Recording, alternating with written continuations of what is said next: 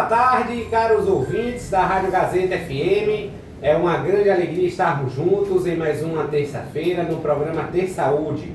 É sempre importante nós estarmos falando, levando aspectos da boa informação para que você possa estar apreendendo, tirando dúvidas, resolvendo conceitos. E hoje, junto aqui comigo, Rafael Leles na bancada, nós temos Selminha, que está aqui presente, né, Selminha? Mais um programa. Manda um oi aí, Selminha, para o pessoal. Boa tarde a todos, boa tarde, Dom Rafael, boa tarde, Beatriz, né, que está aqui nos acompanhando hoje, aqui na Rádio Gazeta FM 104,9.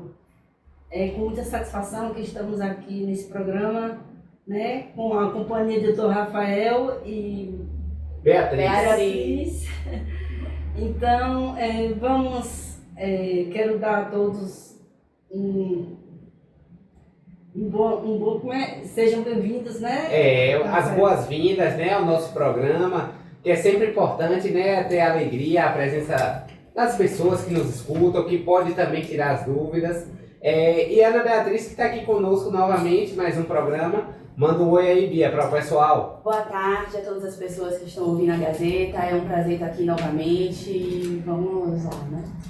Pois é, então, você ouvinte que está em casa, né, que quer tirar alguma dúvida com o Dr. Rafael e Beatriz, o zap da Gazeta é 92517039. Mande sua pergunta, sua dúvida, que o Dr. Rafael está aqui para tirar todas as suas dúvidas. E o tema de hoje, vamos falar sobre o pré-diabético, né, Dr. Rafael? Exato, vamos falar sobre o pé diabético, não é isso? Isso. Que é uma coisa muito importante de nós falarmos, e eu vou trazer um pouco do contexto, né, recente que a gente motivou a gente fazer isso. O que é pré-diabético? Então, assim, recentemente, Selminha, o Ministério da Saúde, ele trouxe uma recomendação da gente ver, né, uma atenção especial ao paciente com diabetes, principalmente a questão do seu pé, tá certo? Então foi uma campanha que ele lançou e que ele até utilizou o momento religioso e batizou a campanha de Lava Pés. Então o Lava Pés é uma campanha que foi lançada, que aconteceu, teve um período, né, e sempre há oportunidade de você realizar, para que você possa ofertar os cuidados ao paciente diabético, principalmente sobre orientações do pé. Por que a gente fala a questão do pé? Porque o pé no diabetes, ele vai ter uma alteração importante.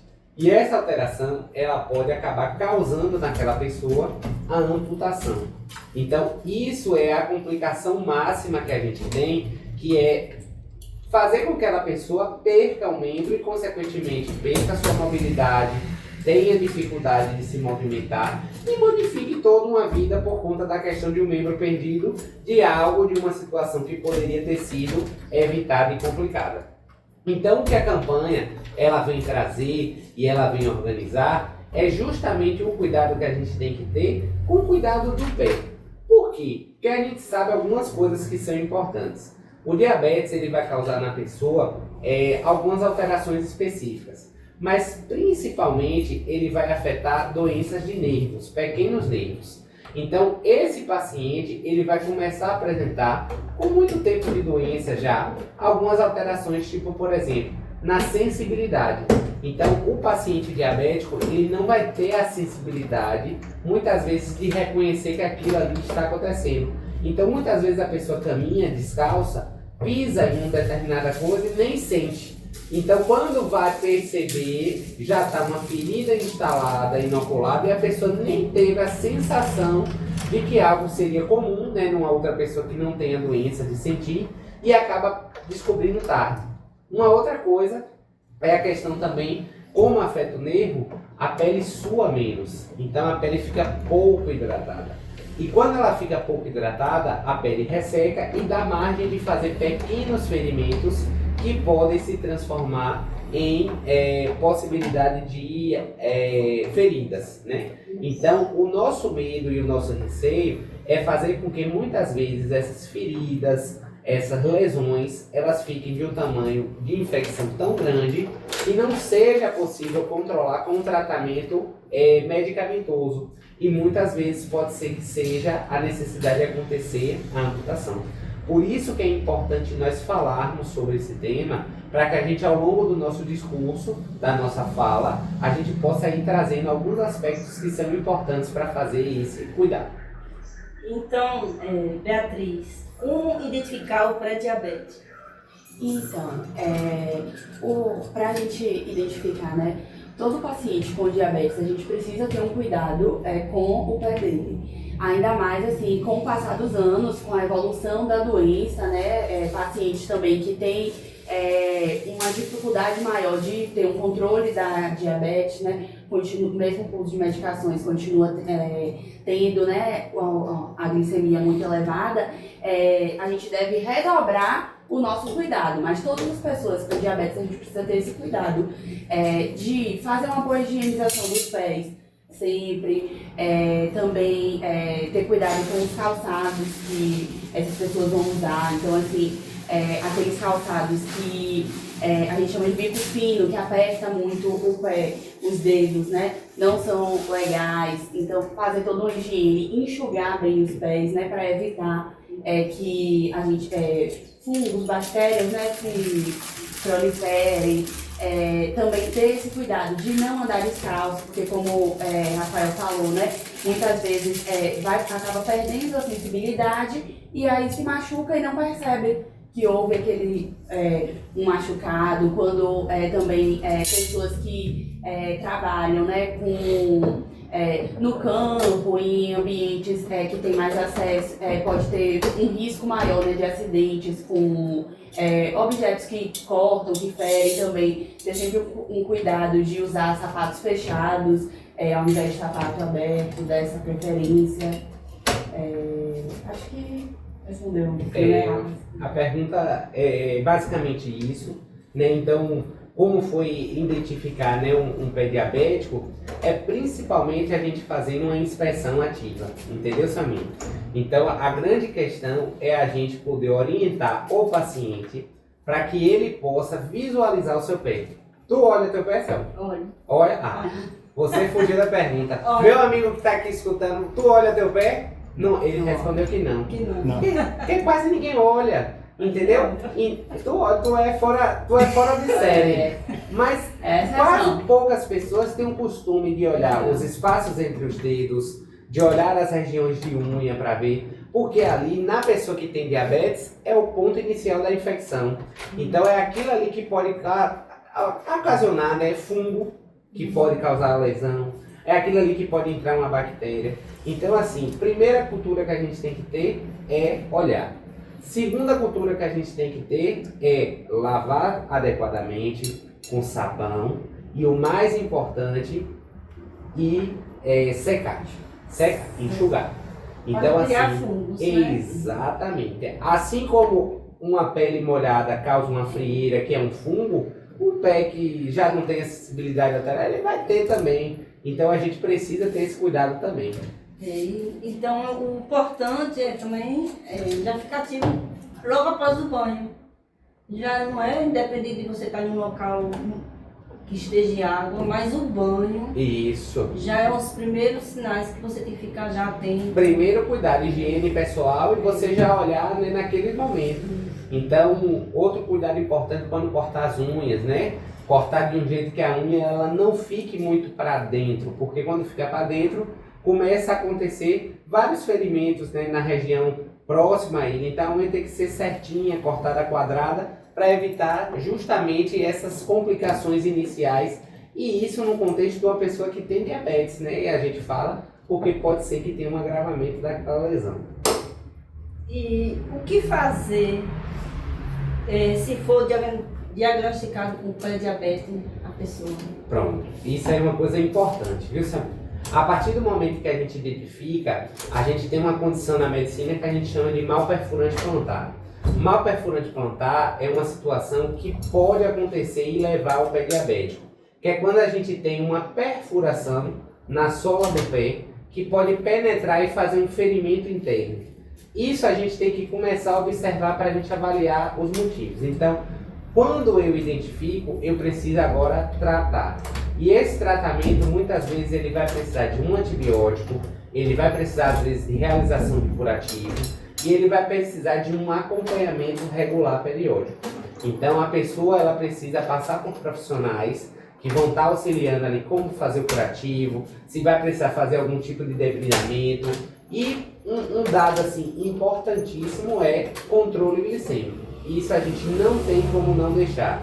Então, manter o açúcar num nível de normalidade para a faixa que é esperada do paciente diabético, porque assim a gente sabe que as disglicemias, que são glicemias alteradas, elas facilitam e elas predispõem a uma dificuldade de regeneração, de cicatrização dos tecidos e, consequentemente, um maior tempo prolongado de lesão.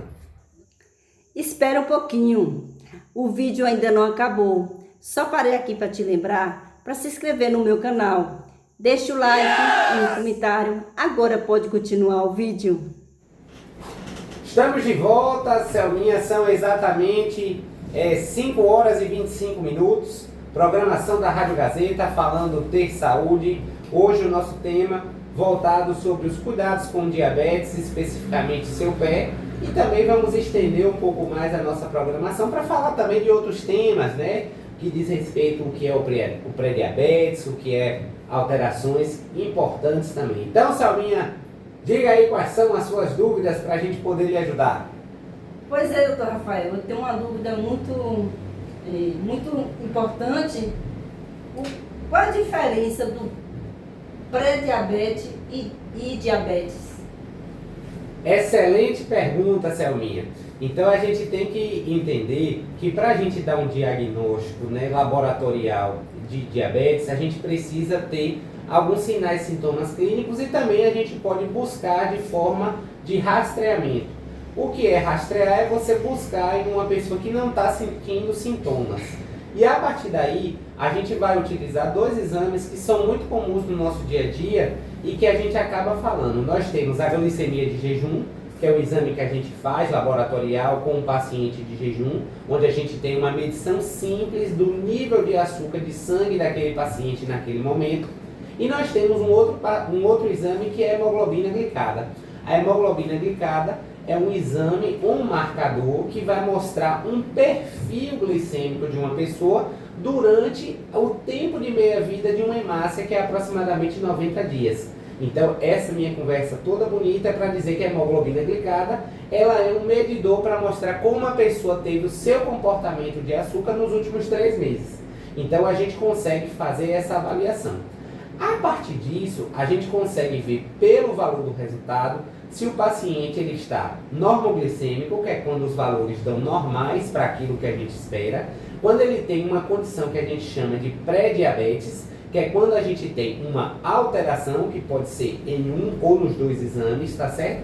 E que vai estar acima do valor de normalidade, porém vai estar abaixo do valor do que a gente considera de diabetes, tá certo? E a diabetes mellitus vai ser aquela situação onde a gente vai ter valores muito elevados de açúcar que tangem acima do valor de referência normal para aquilo que a gente se considera de diabetes. Então o que a gente tem que ficar atento é que são 2 condições e que principalmente o pré-diabetes ele está associado à possibilidade de desenvolver diabetes. Então é um alerta que liga para a pessoa para que você fique atento e que você tenha mudança de estilo de vida, tá certo? Então o que é a gente mudar o estilo de vida? É a gente reduzir o consumo de carboidrato, é a gente praticar atividade física de forma regular, porque a partir disso você não vai ter um aumento do consumo de carboidrato simples direto para o seu sangue e você vai ter a queima, então você vai perder calorias que consequentemente vão queimar o açúcar. E isso vai fazer com que você volte à normoglicemia. Então assim, liga-se um alerta. Hoje em dia já há uma recomendação, se a gente olhar na literatura, a gente pode até ver que em pacientes, às vezes, isso, a partir do momento que a gente exclui os critérios de risco, critérios que são excludentes ou que impedem a nossa prescrição, mas já há indicação da gente tratar pré-diabetes, principalmente pacientes jovens, para evitar que isso se transforme em uma diabetes mellitus, tá certo? Então, há uma recomendação de você introduzir metformina, que geralmente é a medicação de escolha que a gente utiliza inicialmente, para que a gente possa fazer com que aquela pessoa tenha um desfecho positivo no sentido de não desenvolver. Mas, óbvio e claro, o paciente ele precisa também ajudar a gente e não apenas ficar dependente de uma terapia farmacológica. É preciso ter todo esse controle que eu já falei, de atividade física, de controle alimentar, de programação dietética, porque senão a gente acaba evoluindo, tá certo? Para isso. Então, a diferença entre a pré-diabetes e a diabetes, a gente tem que dizer, é o valor que a gente tem laboratorial, tá certo? De acordo com o valor de referência daquele exame que a gente está olhando, mas que uma condição de pré, como o próprio nome já diz, né, o pré, ele pode levar a diabetes. Então, é um alerta. É como se fosse um início de diabetes, tá certo? A gente tem que cuidar. E quais são as causas que podem ocorrer em uma amputação dos membros do corpo? Pronto. A gente acaba tendo que optar por uma amputação de algum membro quando a gente diz que aquele membro já não tem mais vida, né, entre aspas. Não, já, assim, o tecido daquele membro, ele já perdeu a sua função, a sua capacidade de funcionar de uma forma adequada para manter a funcionalidade daquele membro. Então, assim, por exemplo, quando a gente começa, né, tem uma ferida e aí essa ferida não vai sendo tratada adequadamente, não cicatriza, a pele não regenera, os vasos sanguíneos, os nervos vão perdendo a sua capacidade de funcionar, aquele membro perde a função e aí a gente precisa fazer a amputação. Exatamente. E tipo assim, a gente também perde, Bia trouxe um detalhe importante, que é a questão de perder a funcionalidade, né? Mas também pôr o paciente em risco. Quando a gente tem um foco infeccioso muito grave, que pode levar, ou que está levando, a uma infecção sistêmica, que é o que a gente chama de sepse. Então, nesses casos, a gente precisa controlar. O que acontece muitas vezes é que a equipe cirúrgica, ela vai tentando preservar ao máximo o membro para evitar uma amputação traumática total. Então, assim, vai tirando o dedo às vezes. Então, aí o que é que acontece? Tira aquele dedinho, às vezes infecta o outro, tira um novo dedo. Depois a infecção cresce e vai para o pé, tira metade do pé. Depois tira o pé total. Então, fica indo, né, de passo em passo, para às vezes não tentar levar a perda total daquele membro. Então, isso retoma um cuidado que a gente tem que ter, que é o acompanhamento, né, e principalmente o controle glicêmico, né? Quando a gente fala de diabetes, a gente tem que deixar assim o nível de açúcar normal, porque o que é que acontece? Quando a gente tem açúcares muito elevados, o corpo ele fica inflamado. E essa inflamação, ela acaba dificultando a resposta imunológica do corpo para uma determinada agressão.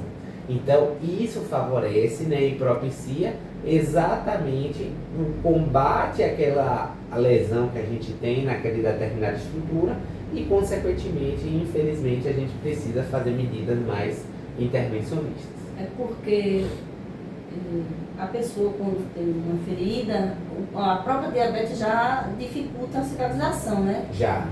E aí corre o risco, quando vem a amputação, se a pessoa não agilizar, pode apodrecer aquela carne que está ali, né, exposta, aí corre o risco de já vir a amputação por conta disso, né? Exatamente, Samir. Tem a chance de vir e que a gente precisa realmente correr atrás para que a gente não chegue a isso, né?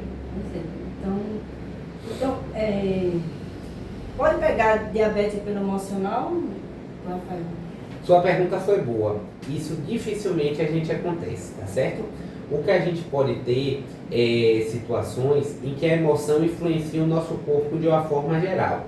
E aí o que é que acontece? Às vezes, o emocional ele pode fazer com que a pessoa tenha um apetite aumentado, né? Então, tenha uma ansiedade que está fazendo com que a pessoa coma mais. Então, ela está com o apetite ali que está comendo. E, consequentemente, pode ser que aquela comida que esteja sendo o que a pessoa quer ou está comendo seja carboidrato. E aí vai fazer com que os níveis de açúcar subam.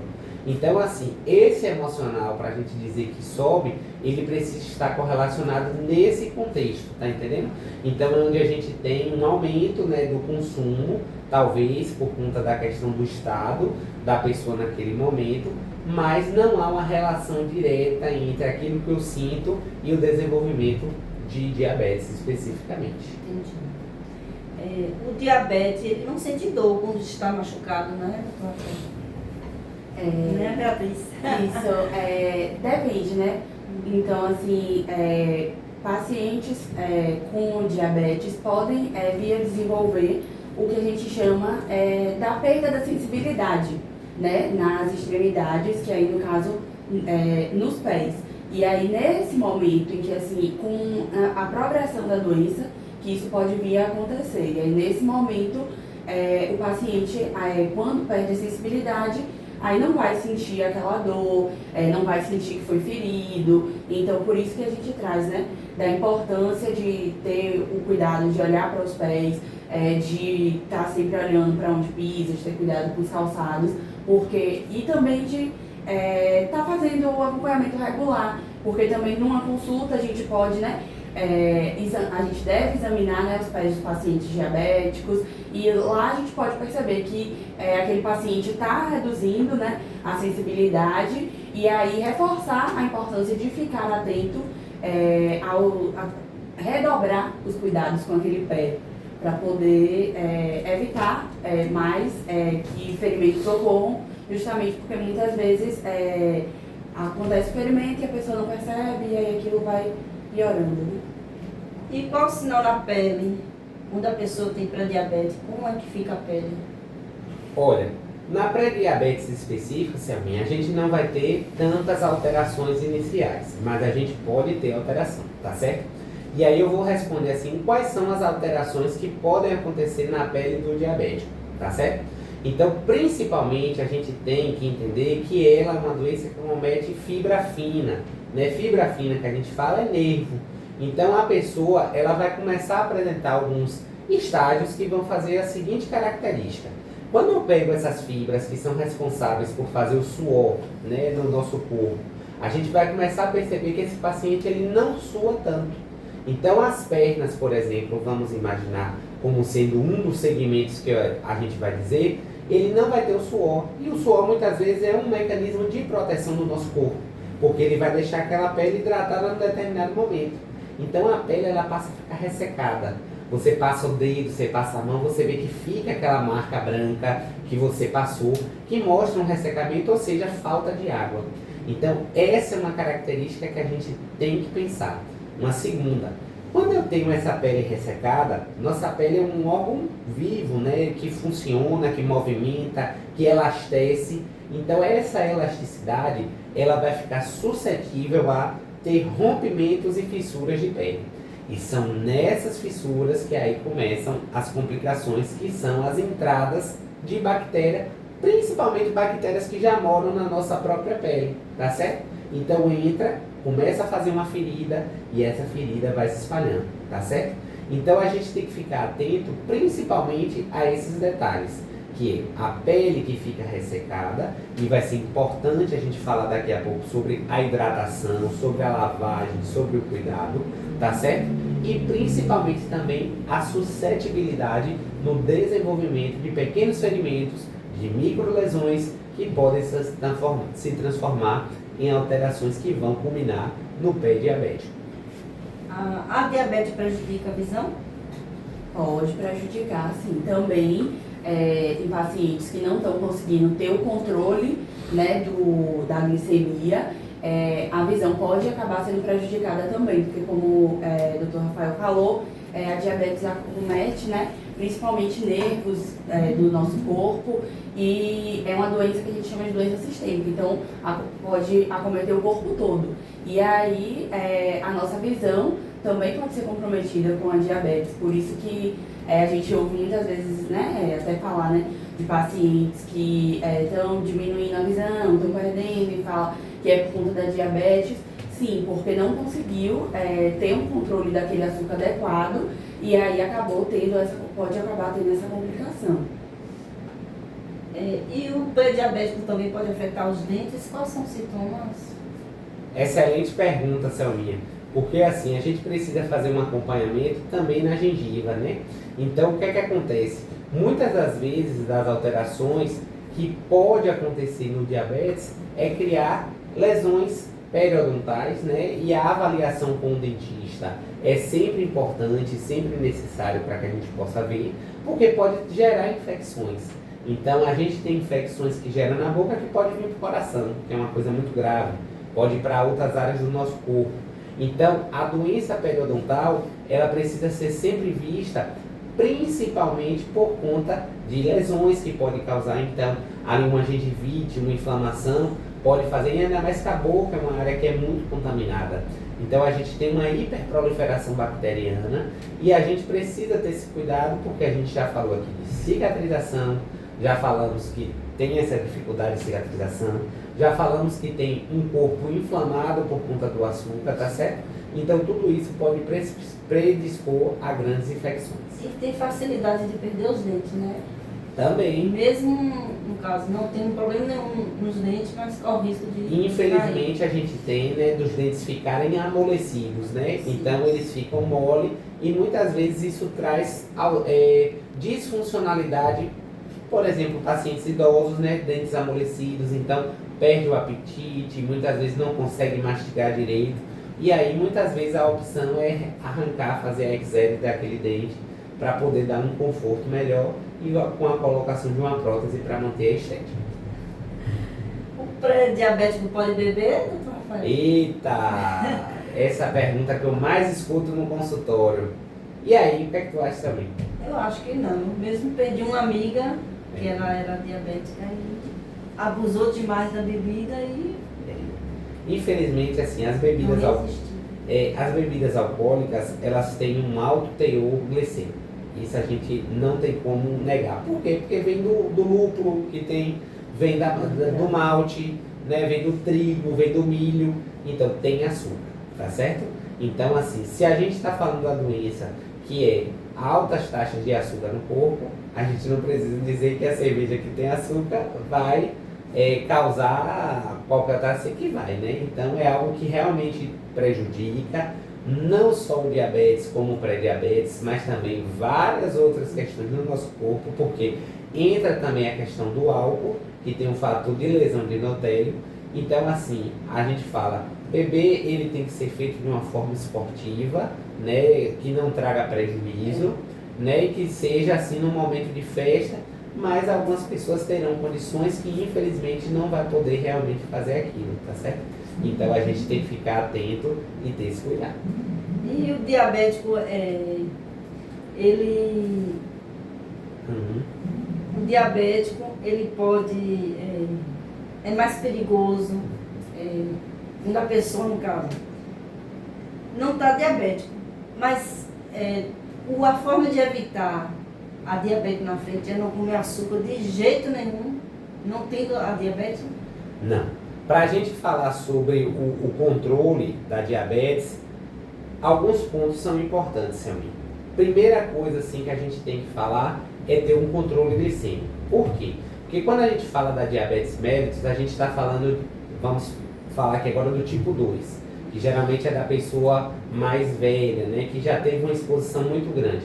Então, o que é que acontece? O corpo ele já não está produzindo uma quantidade de insulina suficiente para poder degradar aquele açúcar. É como se a gente já tivesse com o pâncreas ali um pouco cansado, porque ele foi extremamente machucado, entre aspas, ao longo da vida. Então, o que é que acontece? A gente não é simplesmente só retirar o açúcar, porque isso vai fazer parte do tratamento. Mas a gente tem que fazer uma série de outros fatores. Atividade física regular, evitar o tabagismo, porque são condições, a bebida alcoólica que a gente falou, porque são condições que vão comprometer os nossos vasos sanguíneos, o nosso endotélio, que tem uma alta chance de ser levada pelo diabetes. Então, assim, o diabetes é uma doença silenciosa, porque quando aparecem sintomas de complicação, elas já aparecem realmente daquele jeitão mesmo, agressivo, pra cima, e as pessoas falam, oxe, como foi que isso apareceu em mim? Aparece porque é algo que é silencioso, e por isso a importância de nós fazermos os exames regularmente. Então, o paciente que tem diabetes mellitus, ele precisa ser acompanhado, no mínimo, vamos botar assim, no mínimo, né? 2 vezes no ano, no mínimo, porque às vezes a gente precisa de 4 avaliações para que a gente possa ir vendo. E muito importante, a automonitorização glicêmica. Então, o paciente entender como é que faz a monitorização em casa, que fure seu dedinho, que saiba registrar, que tenha a meta, né, definida com o seu profissional de saúde, porque quanto mais a gente sai da meta que é esperada, mais complicado vai ser para a gente tratar, e infelizmente a gente pode entrar naquilo que a gente não quer chegar, que é a insulinoterapia, que é um estado que a gente precisa ser mais avançado, de estágio de doença mais avançada, tá certo? E que a gente tem uma série de questões, que é ficar aplicando, né, diariamente, mais de uma vez, né? Tudo isso dificulta e impacta, né? A questão de acontecer picos de hiper e hipoglicemia. Então, o cuidado é realmente a gente ficar atento, né? Sempre se monitorizando, usando regularmente os remédios, para que a gente possa garantir realmente, e medidas não farmacológicas, para que a gente possa realmente garantir esse cuidado integral. E o diabetes hereditário? Gerações para gerações? Tem um componente hereditário, né, um componente familiar importante. Então, pessoas que têm histórico na família de diabetes, é importante a gente sempre perguntar, porque tem um componente hereditário que é muito importante, tá certo? Então, isso é bem relevante e pode acontecer mesmo. Já estamos aqui recebendo uma mensagem, né, de Prozenaide. Ela está mandando uma mensagem para o Dr. Rafael. Boa tarde, Selminha, Dr. Rafael e os demais. Que programa excelente. Aprendi muito sobre o pré-diabético e eu não sabia. Oh, que maravilha, Prozenaide. É uma alegria receber essa sua mensagem. Esteja convidada, né, a participar sempre nas terças-feiras, 5 da tarde. Estamos trazendo os temas. E é muito feliz receber essa sua mensagem, porque mostra realmente que a gente leva conhecimento para as pessoas. Isso é muito bom. Então, você ouvinte que está em casa e queira mandar sua pergunta, queira tirar sua dúvida com o Dr. Rafael e Beatriz, o número da Gazeta é 92517039. 7592517039. A diabetes, qual é o órgão do corpo humano que ela mais atinge? Pronto. Vamos falar assim dos órgãos que ela pode acometer, tá certo? Eu vou começar primeiro falando da doença em si, porque o diabetes ele vai ter o primeiro comprometimento, que é no nosso pâncreas. Então o pâncreas é o órgão do nosso corpo que produz a insulina. Então, para a gente ter alteração de diabetes, que pode ser tipo 1 ou tipo 2, a gente vai ter um comprometimento desse pâncreas, tá certo? E aí o que é que acontece? Esse é o primeiro, que é o que vai fazer com que a gente fique com níveis de glicose mais altos. Mas o que a gente fala, quando a gente fala dessas doenças crônicas não transmissíveis, a gente está dizendo que a gente tem lesões de órgão-alvo. O que significa lesão de órgão-alvo? É órgãos do nosso corpo que podem ser comprometidos, que podem ser afetados por conta dessa doença. Então, eu gosto sempre de explicar, Selminha, de uma forma um pouco didática, porque fica mais fácil para a gente entender, que esses órgãos-alvo, eles podem ser estudados assim de cima para baixo. Então, eu gosto de falar, por exemplo, o cérebro. O cérebro é um órgão que pode ser acometido. Por quê? Porque o paciente ele pode ter um AVC, um acidente vascular cerebral, que é o popular e conhecido como derrame, tá certo? Por conta de que, como é uma doença que atinge pequenos vasos, que atinge pequenos nervos, você pode comprometer esses vasos sanguíneos encefálicos, que consequentemente pode levar a uma lesão vascular. Segundo, olho. A gente tem que lembrar sempre de retina, que retina é uma região muito vascularizada. Então o paciente ele pode ter perda de visão porque ele está fazendo alteração vascular na retina. Então tem que fazer consulta com um oftalmologista anual pelo menos, tá certo? Próximo ponto que a gente tem, coração. Coração é algo que pode ser afetado, que é o mesmo princípio do cérebro. Então podemos ter infarto agudo do miocárdio se não tivermos controle por conta de lesão e principalmente por doença aterosclerótica associada. Próximo ponto, vaso sanguíneo. Então a gente pode ter trombose, lesões especificamente que a gente pode ter de amputações, né, de alterações especificamente de vasos, né? Então tudo isso pode se comprometer e a gente tem que ficar atento. Pele, que a gente já falou tanto, ferimentos de pele, né? Pode acontecer, pode ser comprometido. E um que eu não falei, que é bilateral, rins, né? Então, rim também é comprometido. O rim, ele é comprometido. Por quê? Porque a gente tem um rim cheio de vascularização, então acaba afetando. Pode perda de função renal, tá certo? Então, olha quanta coisa pode mexer no nosso corpo. E tem mais coisas, só que a gente fala nos principais. Isso é muito importante. A gente, né, tá atento a conhecer o nosso corpo, né? Pra gente poder se cuidar e tomar as nossas atitudes. A Zenaide mandou mais uma mensagem aqui. Doutor Rafael, tem de qual clínica? Tem uma pessoa pré-diabético, preciso procurar um especialista para levar lá. Zenaide de novo. Olha, pro Zenaide, no momento eu atendo em Nova Fátima, mas eu atendo em unidade de saúde da família em Nova Fátima, tá certo? No momento eu não estou atendendo em Riachão. O SUS apoia as pessoas com diabetes? Sim, com certeza. Existem vários programas no SUS, né? De apoio, de acompanhamento, né? De pessoas com diabetes. Há um fornecimento de medicações bem importante, né? Então, assim, as principais medicações para o tratamento da diabetes, os nossos pacientes conseguem adquirir por meio do SUS. Então, a metformina, que Rafael falou, a própria insulina, o SUS também fornece. Existe todo o acompanhamento das unidades, né, de saúde da família, como o Rafa falou, com o médico, com o enfermeiro, de ter aquele cuidado regular, verificando como é que está a glicemia, verificando as lesões de pele, cuidando do pé diabético. Existem várias campanhas, né, vez ou outra que acontecem. Tem as consultas com o oftalmologista que os pacientes com diabetes precisam fazer anualmente para ter esse acompanhamento.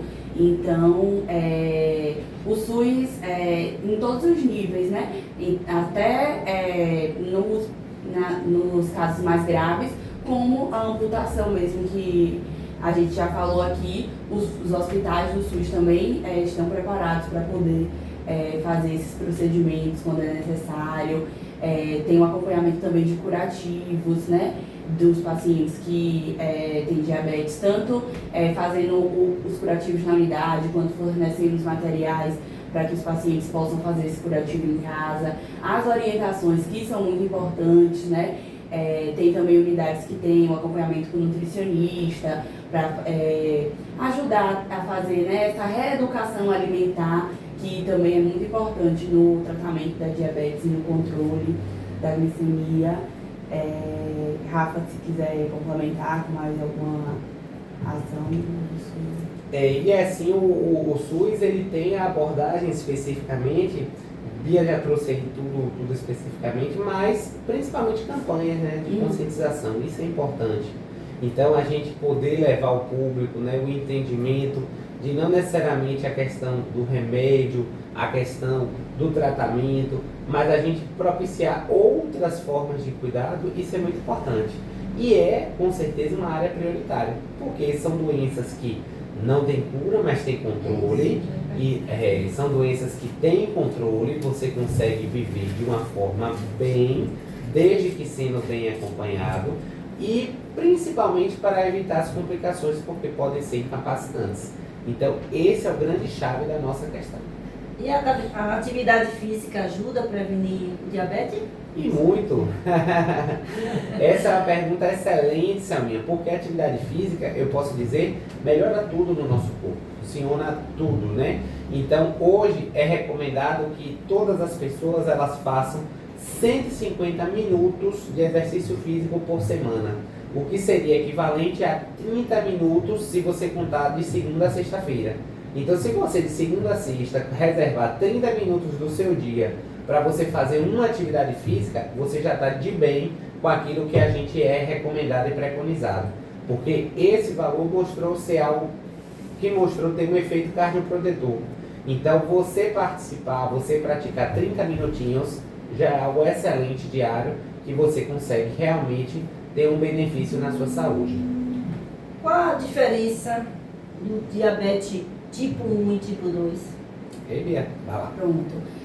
O diabetes tipo 1, geralmente a gente vê em pessoas mais jovens, porque são pessoas em que o pâncreas já tem uma dificuldade de produzir a insulina. Então, assim, as pessoas geralmente nascem ou muito jovens, são diagnosticadas porque é o pâncreas que não consegue produzir insulina suficiente para fazer o controle da glicemia no nosso corpo. E o diabetes tipo 2, a gente vê, né, em pessoas mais velhas, ou que tem outros problemas de saúde, né, como obesidade, hipertensão, porque aí como o pâncreas inicialmente consegue produzir aquela insulina, mas com o passar do tempo o consumo de carboidratos fica tão alto que o pâncreas não consegue produzir o suficiente para aquela demanda. Então a gente aumenta, né, a demanda do pâncreas e aí por isso acaba tendo a diabetes tipo 2, em que o que o pâncreas produz já não é mais suficiente para fazer o controle da glicemia. Perfeito. E a gente sente quando a glicose está alta? Sentimos. Primeiro, assim, o que é que acontece? A gente tem que saber que a gente vai sentir quando a gente tem um estado de hiperglicemia, que é quando o açúcar está muito alto, porque ele vai ocasionar algumas mudanças no nosso corpo. Que mudanças são essas? Primeiro, sede excessiva. Então, o nosso corpo ele vai querer tentar diluir, tá certo? Ele vai tentar diluir essa quantidade de açúcar que está bebendo água. Segundo, polifagia. Polifagia é você comer demais. Então, o seu corpo vai responder ao coma, para poder manter uma coisa que ele está se acostumando a ficar com açúcar alto. Terceiro ponto, perda de peso. Então, a pessoa vai começar a perder glicose, porque a glicose não está indo, mas o músculo está ficando no açúcar. Então, vai começar a perceber que está perdendo peso. Então, isso são algumas alterações imediatas que a gente tem que prestar atenção. Então, polifagia, poliúria, que é também ir no banheiro várias vezes, tá certo? Então, você fazer xixi de uma forma assim muito, muito cheia, até porque você está bebendo bastante água. E quando faz muito xixi é porque já está diabética ou não? Não, às vezes que pode ser uma coisa ou pode ser outra, outros sintomas, mas é um alerta, entendeu? Então, na iminência desses sintomas, deve passar por uma avaliação médica, porque a partir daí você vai conseguir filtrar, vai pedir exames para diagnosticar se for o caso, ou investigar outras coisas. Então, essas mudanças que aparecem repetidas no corpo precisam ser investigadas por um profissional de saúde. Isso é uma lição, uma mensagem que a gente tem que ter, entendeu, Selminha? Entendi. É isso mesmo. Então, o programa passou rápido, não passou foi? rápido, viu, doutor Rafael? Foi muito bom o assunto de hoje. Foi excelente. Então, eu queria agradecer, né, a vocês, a Bia, a Selminha, que estamos juntos aqui, tá certo? Agradecer a todos os ouvintes que estiveram. 5 horas e 57 minutos, já vamos terminar o nosso programa para que a grade da rádio continue, né, fazendo. Então, agradecer a presença de todas as pessoas que nos escutaram no seu lar, que permitiram a nossa voz chegar nas suas casas, né, nos seus espaços de trabalho. E estaremos juntos e conectados nas terças-feiras, 5 da tarde, no programa Ter Saúde. Pois é, então você ouvinte, né, que nos acompanha toda semana, o Dr. Rafael está aqui toda semana, a partir de 5 horas da tarde. E foi um prazer imenso, Dr. Rafael. Você sempre está à disposição para a Gazeta. Então, que Deus abençoe você, a Beatriz. Obrigada. E que, com fé em Deus, na outra semana estaremos aqui. Um forte abraço.